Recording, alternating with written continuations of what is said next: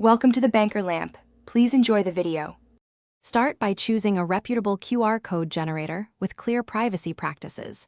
Set the image size to 300 x 300 px for web use. Choose error correction at 25% to tolerate a small logo. Decide if you need static or dynamic codes for future edits. Select output format PNG for screens or SVG for printing and scaling. Create the code using your URL or text and preview before finishing. Save the file to a known folder for easy access and later testing. Customize the QR by adding a small logo in the center, keeping a 20px clear zone. Use high contrast colors like black on white to maintain scannability. Avoid light colors on light backgrounds and complex gradients that confuse scanners.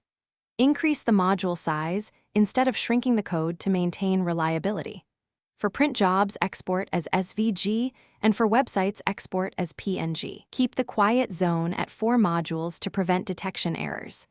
Test visual balance so the code remains both attractive and functional. Always test the final QR code on at least 3 devices and 2 scanning apps. If you need analytics, add UTM parameters or use a dynamic QR to enable tracking. For print materials, keep the code at a minimum of 3. 5 inches to guarantee easy scanning. Place codes on non-glossy surfaces or use a matte finish to avoid reflections when scanned. Include a short instruction line near the code like scan to visit our page. Check links after deployment and monitor. Scan metrics weekly for performance. Thanks for watching. If this was helpful, leave a like and consider subscribing. See you next time.